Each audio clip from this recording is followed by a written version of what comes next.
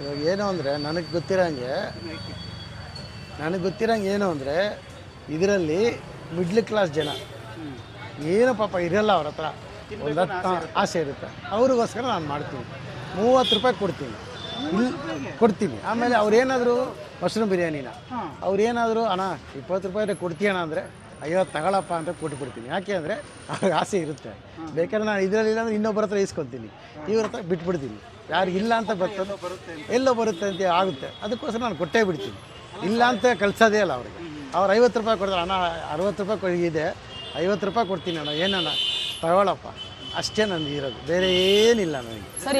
ಜನಕ್ಕೋಸ್ಕರ ನಾನು ಮಾಡ್ತಾ ಇರೋದು. ನಾನು ಇದರಲ್ಲಿ ಬದುಕಬೇಕು ಅನ್ನೋ ಅವಶ್ಯಕತೆ ಇಲ್ಲ.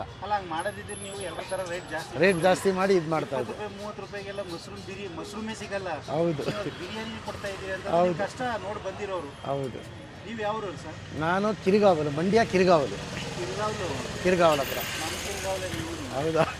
ನಮ್ಮ ಮಂಡ್ಯದವರು ಅಂದರೆ ಸ್ವಲ್ಪ ಊಟದಲ್ಲಿ ಹಿಂದೆ ಮುಂದೆ ನೋಡದೇ ಇರೋ ಜನ. ಹೌದು. ಅದಕ್ಕೋಸ್ಕರ ಅವ್ರಿಗೋಸ್ಕರ ಮಾಡ್ತಾ ಇದ್ದೀನಿ. ಅದು ಇವಾಗ 3ನೇ ಬ್ರಾಂಚ್ ಆಯಿತು. 3 ಬ್ರಾಂಚ್ ಆಯ್ತು ಇವಾಗ. ನೋಡಿ, ಕಡಿಮೆ ರೇಟ್ ಇಟ್ಟು ಕೂಡ 3 ಬ್ರಾಂಚ್ ಮಾಡಿದ್ದೀರಿ ಅಂದರೆ, ಯಾಕೆಂದರೆ ಜನ ಹುಡ್ಕೊಂಡು ಬರ್ತಾರೆ. ಮೈಸೂರಿಂದ ಬರ್ತಾರೆ, ಈ ಕಡೆ KR ಪುರ ಹೊಸಕೋಟೆಯಿಂದ ಬರ್ತಾರೆ, ಇಲ್ಲಿ KR ಪೇಟೆ ಹೊಸಕೋಟೆಯಿಂದನೂ ಬರ್ತಾರೆ. ಯಾಕೆಂದರೆ ಅಣ್ಣ ನಿಮ್ಗೆ ತಿನ್ನಲೇಬೇಕು ಅಂತ ಬರ್ತಾರೆ.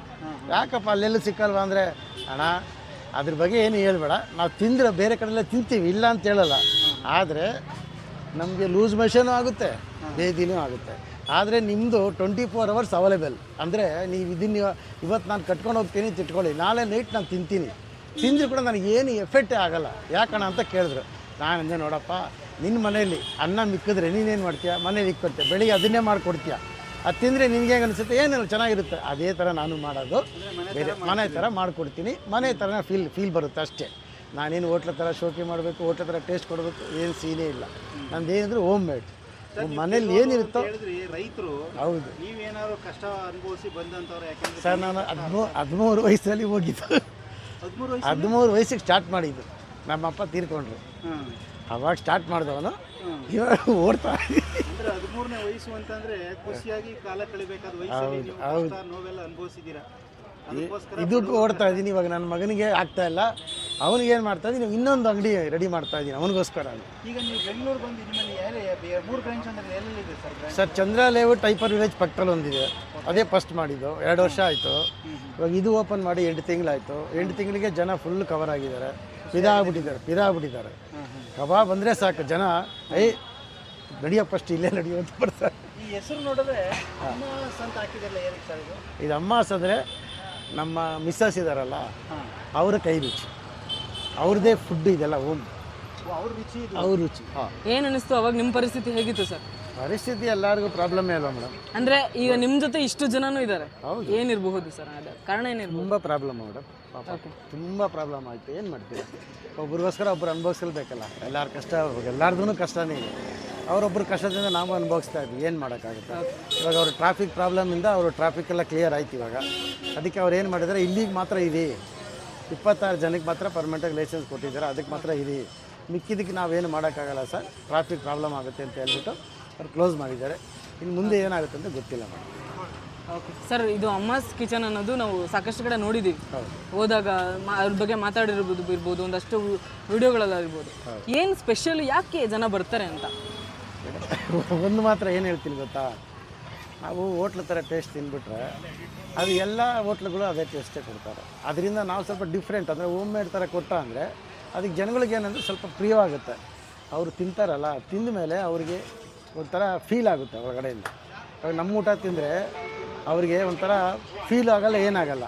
ಬೇರೆಯವ್ರು ಏನು ಮಾಡ್ತಾರೆ, ಬೇರೆಯವ್ರು ತಿಂದರೆ ಅವ್ರದ್ದು ಏನಾಗುತ್ತೆ ಅಂದರೆ ಅವರಿಗೆ ಅಟ್ಲೀಸ್ಟ್ ಒಂದು ಅಸಿಡಿಟಿ ಥರ ಆಗುತ್ತೆ. ಈ ಅಸಿಡಿಟಿ ಥರ ಆಗುತ್ತೆ, ಅದರಲ್ಲಿ ಏನೋ ಪ್ರಾಬ್ಲಮ್ ಇರುತ್ತೆ ಅಂತ ಅವ್ರಿಗೆ ಗೊತ್ತಾಗುತ್ತೆ. ಬೆಸ್ಟ್ ಅವರೇ ಬಂದು ಹೇಳ್ತಾರೆ ನಮಗೆ ಕಸ್ಟಮರ್, ಸರ್ ನಿಮ್ಮ ಊಟ ತಿಂದರೆ ಯಾಕೆ ಈ ಥರ ಆಗೋಲ್ಲ, ಅವ್ರ ಊಟ ತಿಂದರೆ ಈ ಥರ ಆಗುತ್ತಲ್ಲ ಯಾಕೆ ಅಂತ ಕೇಳ್ತಾರೆ. ಅವಾಗ ನಾವು ಹೇಳ್ತೀವಿ, ಅದರಲ್ಲಿ ಏನೋ ಮಿಕ್ಸ್ ಇರುತ್ತೆ ಬಾಸ್, ಅವ್ರೇನೋ ಮಾಡ್ತಾರೆ, ಅದರಿಂದ ಹಂಗೆ ಆಗುತ್ತೆ. ನಮ್ದು ಏನಂದರೆ ಹೋಮ್ ಮೇಡು, ನೀವು ಮನೇಲಿ ತಿಂದಿರ್ತೀರ ಅದೇ ಥರ ಇರುತ್ತೆ. ಅದಕ್ಕೋಸ್ಕರ ಏನೂ ಪ್ರಾಬ್ಲಮ್ ಆಗೋಲ್ಲ ನಿಮಗೆ ಅಂತ ಹೇಳಿ ಕಳಿಸಿದ್ರೆ ಅವರು ಎಷ್ಟು ಸಲ ಬೇಕು ನಮ್ಮ ಹತ್ರ ಬಂದು ತಿನ್ಬಿಟ್ಟು ಹೋಗ್ತಾರೆ. ದಿನ ಬರ್ತಾರೆ ದಿನ. ಯಾಕೆಂದರೆ ಒಂದು ವಾರದಲ್ಲಿ 15 ದಿನ ತಿನ್ನೋರು ಇದ್ದಾರೆ, ತಿಂದ್ರೂ ಅವ್ರಿಗೆ ಎಫೆಕ್ಟ್ ಆಗೋಲ್ಲ. ಅವ್ರಿಗೆ ಗೊತ್ತಾಗುತ್ತೆ ಇದು ತಿಂದರೆ ಏನಾಗುತ್ತೇನೆ ಬೇರೆಯವ್ರ ಕಡೆ ತಿಂತಾರೆ, ತಿಂದ ತಕ್ಷಣ ಅವ್ರಿಗೆ ಎಫರ್ಟ್ ಆಗ್ಬಿಡುತ್ತೆ, ಬೇರೆ ರೇ ಸರಿ ಇಲ್ಲ ನಡಿ ಈ ಕಡೆ ಬಾ, ಅವರೇ ಬಂದುಬಿಡ್ತಾರೆ. ಅವರೇ ಬಂದು ನಮ್ಮ ಹತ್ರ ರಿಕ್ವೆಸ್ಟ್ ಮಾಡ್ಕೊಂಡು ಹೇಳ್ತಾರೆ, ಸರ್ ನಿಮ್ಮದು ಚೆನ್ನಾಗಿದೆ ಸಾಕು, ನಮ್ಗೆ ಇಷ್ಟೇ ಕೊಡಿ ಸರ್, ನೀವು ಸ್ವಲ್ಪ ಕೊಟ್ಟು ಕೂಡ ನೀಟಾಗಿ ಕೊಡ್ತೀರ ಅಷ್ಟೇ ಸಾಕು ಸರ್ ಅಂತ ಹೇಳ್ತಾರೆ. ಅದಕ್ಕೆ ನಮ್ಗೆ ತುಂಬ ಸಂತೋಷ, ಬೇರೆ ಏನಿಲ್ಲ. ಓಕೆ, ಕೆಲವು ಕಡೆ ಸ್ವಲ್ಪ ಅಮೌಂಟ್ ಜಾಸ್ತಿ ಇದ್ರು ಅಮೌಂಟ್ ಜಾಸ್ತಿ. ಈಗ ನಿಮ್ಮಲ್ಲಿ ಯಾವ ಥರ ಅಫೋರ್ಡಬಲ್ ಆಗಿದೆ, ಜನ ಹೇಗೆ ಸರ್ ತಗೋಬೋದು? ಜನ ಮಾತ್ರ ನಮ್ಮ ಹತ್ರ ಹೆಂಗಿದ್ರು ಕೂಡ ಅವ್ರು ದೊಡ್ಡವರಾದರೂ ಕೂಡ ಫಸ್ಟ್ ಅದೇ ಕೇಳ್ತಾರೆ, 30 ರೂಪಾಯಿನ ಯಾಕೆ ಸರ್ ಇಷ್ಟು ಕಮ್ಮಿ ಅಂತ. ನಾನು ಹೇಳ್ತೀನಿ ಇಲ್ಲ ಸರ್, ನೀವು 30 ರೂಪಾಯಿ ಕೊಡ್ತಾ ಇರೋದಾ? 30 ರೂಪಾಯಿ ಕೊಡ್ತಾ ಇರೋದು. ನಾನು ಏನು ಹೇಳ್ತೀನಿ ಅಂದರೆ ನಮಗೆ ಕೈ ಎಟ್ಕೋ ಜನ ಬೇಕು, ಎಸ್ ಎಸ್. ಅವ್ರು ತಿನ್ಬೇಕು. ನಮಗೆ ನೋಡಿ ದೊಡ್ಡವರೇ ತಿನ್ಬೇಕಂತ ಪ್ರಾಬ್ಲಮ್ ಅಲ್ಲ. ನಾವೇ ಈಗ ದುಡ್ಡಿರೋಂಥವ್ರು ಒಂದು ಕಡೆ ಆದ್ರೆ ನಮ್ಮಂತ ಮಿಡಲ್ ಕ್ಲಾಸ್ ತುಂಬಾ ಜನ ಇದ್ದಾರೆ, ಅವರಿಗೆ ನಿಮ್ಮ ಒಂದು ಈ ಅವ್ರಿಗೋಸ್ಕರ ನಾನು ಮಾಡ್ತಾ ಇರೋದು. ಓಕೆ, ಇದರಲ್ಲಿ ದುಡ್ಡಿರೋರು ಕೂಡ ಬಂದು ತಿಂತಾರೆ, ದುಡ್ಡು ಇಲ್ದವ್ರು ಕೂಡ ಬಂದು ತಿಂತಾರೆ. ಅದರಿಂದ ಏನು ಪ್ರಯೋಜನ ಇಲ್ಲ, ಯಾಕೆಂದರೆ ಅವ್ರಿಗೆ ತುಂಬ ಇಷ್ಟ ಆಗ್ತಾ ಇದೆ ಅಷ್ಟೇ, ಇನ್ನೇನಿಲ್ಲ. ಓಕೆ, ನಿಮಗೆ ಈ ಫ್ಯಾಮಿಲಿ ಸಪೋರ್ಟ್ ಹೇಗಿದೆ ಸರ್ ಇದೆಲ್ಲ ನಡೆಸೋಕೆ? ಫ್ಯಾಮಿಲಿ ಬ್ಯಾಕ್ ಸಪೋರ್ಟ್ ತುಂಬ ಚೆನ್ನಾಗಿದೆ ಅವರು. ಓಕೆ, ನಿಮ್ಮ ಮಗನ ಬಗ್ಗೆ ಮಾತಾಡ್ತಾ ಇದ್ರಿ. ನನ್ನ ಮಗಳು ಅಷ್ಟೇ, ನನ್ನ ಮಗನೂ ಅಷ್ಟೇ, ನನ್ನ ಮಗಳು ಅಷ್ಟೇ, ಇಬ್ಬರು ಬ್ಯಾಕ್ ಸಪೋರ್ಟ್ ಚೆನ್ನಾಗಿ ಕೊಡ್ತಾರೆ. ಯಾಕೆ ಸರ್ ಅವಾಗ ಅವ್ರಿಗೆ ಸ್ವಲ್ಪ ಐಡಿಯಾ ಇದೆ, ನಮ್ದ್ರಲ್ಲಿ ಐಡಿಯಾ ಇಲ್ಲ. ನಾವು ಅವ್ರು ಸ್ವಲ್ಪ ಎಜುಕೇಟೆಡ್, ಅವ್ರು ಎಜುಕೇಟೆಡ್ ಅಲ್ವಾ, ಅದರಿಂದ ಅವ್ರಿಗೆ ಏನಾಗುತ್ತೆ ಅಂದರೆ ಸ್ವಲ್ಪ ತಿಳುವಳಿಕೆ ಇರುತ್ತೆ, ನಮಗೆ ತಿಳುವಳಿಕೆ ಇಲ್ಲ. ಓದಿಸಿದ್ದು ನಾವೇ ಇದ್ರೂ ಹೌದು ಸರ್, ಅವ್ರು ಎಜುಕೇಟೆಡ್, ನಾವು ಟೆಕ್ನಾಲಜಿ ಹಂಗಿದೆ. ಹೌದು, ಅದಕ್ಕೋಸ್ಕರ ಅವ್ರ ಮಾತು ಕೇಳ್ತೀವಿ. ಈ ಹೋಟೆಲ್ ಥಾಟ್ ಯಾವಾಗ ಬಂದಿದ್ದು ಸರ್? ಮೇಡಮ್, ಇದು ನಡೆಸಬೇಕು ಅಮ್ಮಾಸ್ ಕಿಚನ್ ಅನ್ನೋದು ಯಾವಾಗಿಂದ ಬಂತು? ನಾನು 3 years ಬ್ಯಾಕ್. ಯಾವಾಗಿಂದ? 3 years ಬ್ಯಾಕ್ ಮೇಡಮ್. ಓಕೆ, ನಿಮಗೆ ಮಾಡಲೇಬೇಕು ಅಂತ ಏನಾದರೂ ಮುಂಚೆ ಇತ್ತಾ? ಮಾಡಲೇಬೇಕು ಅಂತ ಇರಲಿಲ್ಲ. ನನ್ನ ಮಗ ಮಾಡಿದ್ದ, ಅವನೇನು ಮಾಡ್ತಾ ಇದ್ದ, ಅರ್ಧಕ್ಕೆ ಬಿಟ್ಬಿಟ್ಟು ಓಡೋಗ್ತಾ ಇದ್ದ. ಅವಾಗ ನಾನು ಅದನ್ನು ಕ್ಯಾಚ್ ಮಾಡಿದೆ, ಅದನ್ನು ಕ್ಯಾಚ್ ಮಾಡಿ ಪಿಕಪ್ ಮಾಡಿದಾಗ ಅವತ್ತು ತಿರ್ಗಾ ಓಡ್ ಬಂದ. ನೋಡಿ ಮೇಡಮ್. ಸರ್, ಈಗ ನೀವು 30 ರೂಪಾಯಿ ಕೊಡ್ತಾ ಇದ್ದೀರಾ, ಓಕೆನಾ? ಅದು ನಡೆಸೋದು ವ್ಯಾಪಾರ ಏನು? ನಮ್ಗೆ ಓಕೆ, ವ್ಯಾಪಾರನೂ ಓಕೆ. ಈಗ ಕೆಲವೊಬ್ರು ಅಮೌಂಟ್ನು ನೋಡ್ತಾರೆ, ಕೆಲವೊಬ್ರು ಅಮೌಂಟ್ ನೋಡ್ತಾರೆ ಮೇಲೆ, ಅದ್ರ ಬಗ್ಗೆ ನನಗಿದಿಲ್ಲ. ನನ್ನ ಬಗ್ಗೆ ಮಾತ್ರ ಏನು ಅಂದರೆ, ನಾನು ಇದೇ ಸ್ವಲ್ಪ ಜನಕ್ಕೆ ಅನ್ನದಾನ ಮಾಡ್ಬಿಟ್ಟು ಹೋಗ್ಬಿಡೋಣ ಅಂತ ಅಷ್ಟೇ. ಇನ್ನು ಎಲ್ಲೆಲ್ಲಿ ಕಡೆ ನಿಮ್ಮ ಬ್ರಾಂಚಸ್ ಇದೆ ಸರ್? ಮೇಡಮ್, ಇವಾಗ ಶೋಭಾ ಹಾಸ್ಪಿಟ್ಲ್ ಇದೆ, ಅದು ಡೌನಲ್ಲಿ ಒಂದು ಓಪನ್ ಮಾಡ್ತಾ ಇದ್ದೀನಿ. ಸಂಡೇ ಓಪನ್ ಆಗುತ್ತೆ, ಓಕೆ, ಅಲ್ಲಿ ರೆಡಿ ಮಾಡ್ತಾ ಇದ್ದೀನಿ. ಅಲ್ಲಿ ಸ್ವಲ್ಪ ವೆರೈಟಿ ಮಾಡ್ತೀನಿ. ಈ ಥರ ನಾರ್ಮಲ್ ಟೈಪಲ್ಲಿ ಒಂದೇ ಕೊಡೋಲ್ಲ, ಅಲ್ಲಿ ವೆರೈಟಿ ಥರ ಮಾಡೋ ಥರ ಸ್ಟಾರ್ಟ್ ಮಾಡಿದ್ವಿ. ಎಲ್ಲ ಜನಕ್ಕೂ ಅಂದರೆ ಅವರು ಗೀ ರೈಸ್ ಕುರ್ಮಾನೂ ತಿನ್ನಬೇಕು, ಜೀರಾ ರೈಸ್ ಕುರ್ಮಾನೂ ತಿನ್ನಬೇಕು, ಈ ಥರ ಟೈಪಲ್ಲೂ ಮಾಡ್ತಾ ಇದ್ದೀವಿ. ಓಕೆ, ಏನೇನು ಸಿಗುತ್ತೆ ಸರ್ ನಿಮ್ಮ ಇಲ್ಲಿ? ನಮ್ಮದ್ರಲ್ಲಿ ಬಿರಿಯಾನಿ, ಮಶ್ರೂಮ್ ಕಬಾಬು, ಪನ್ನೀರ್ ಕಬಾಬು, ಚಿಲ್ಲಿ ಪೆಪ್ಪರ್ ಮಂಚೂರಿ ಸಿಗುತ್ತೆ, ಪಾಲಕ್ ಡ್ರೈ ಸಿಗುತ್ತೆ. ಇವಾಗ ನೆಕ್ಸ್ಟ್ ಇದು ಓಪನ್ ಮಾಡಿದಾಗ ಇದಕ್ಕೆ ಡಬಲ್ ಆಗುತ್ತೆ ಅಲ್ಲಿ. ಸೂಪರ್, ಆ ಥರ ಮಾಡ್ತೀವಿ. ನಿಮಗೆ ಕಷ್ಟ ಅನಿಸ್ತಿಲ್ವಾ? ಈಗ ಕಷ್ಟ ಅನ್ನಿಸ್ತ್ರೂ ನಮ್ಗೊಂಥರ ಇಷ್ಟ ಅನ್ನಿಸ್ತಾ ಇದೆ. ಇಷ್ಟವಾಗಿ ಮಾಡ್ಕೊಂಡು ಹೋಗ್ತಾ ಇದ್ದೀವಿ, ಯಾವ ತಲೆನೋವಿಲ್ಲ, ಯಾರ ಹತ್ರನೂ ಹೋಗಿ ಏನು ಒಂಥರ ಕೇಳೋಂಗಿಲ್ಲ, ಮಾಡೋಂಗಿಲ್ಲ. ನಮ್ಮ ಪಾಡಿಗೆ ನಾವು ಆರಾಮಾಗಿ ಮಾಡ್ಕೋತೀವಿ, 2 ರೂಪಾಯಿ ಸಿಕ್ಕುತ್ತೆ, ಹೋಗ್ತೀವಿ ಮನೆಗೆ ಆರಾಮಾಗಿ ತಿನ್ಕೊಂಡು ಮಲಗ್ತೀವಿ, ಅಷ್ಟೇ ನಮ್ಮ ಕೈ, ಬೇರೆ ಏನಿಲ್ಲ ಮೇಡಮ್. ಸರ್, ಈಗ ಅಡುಗೆ ಎಲ್ಲ ಮಾಡೋದು ನೀವೇನಾ? ರೆಡಿ? ಇಲ್ಲ, ನಾನೆಲ್ಲ ಕಣ್ಮುಂದೆನೇ ಮಾಡ್ತೀನಿ, ಇಲ್ಲೇ ಮಾಡ್ಕೊಡು. ಅವರೇ ನೋಡ್ತಾರೆ, ಪಬ್ಲಿಕ್ಕೇ ನೋಡ್ತಾರೆ, ಓಕೆ, ಪಬ್ಲಿಕ್ಕೇ ಹೇಳ್ತಾರೆ, ಏನು ಸರ್ ಗಮ್ಮ ಅಂತೈತೆ, ಬನ್ನಿ ಸರ್ ತಿನ್ನಿರಿ ಅಂತೀನಿ ಅಷ್ಟೇ. ಓಕೆ ಅಷ್ಟೇ, ಬೇರೆ ಏನಿಲ್ಲ.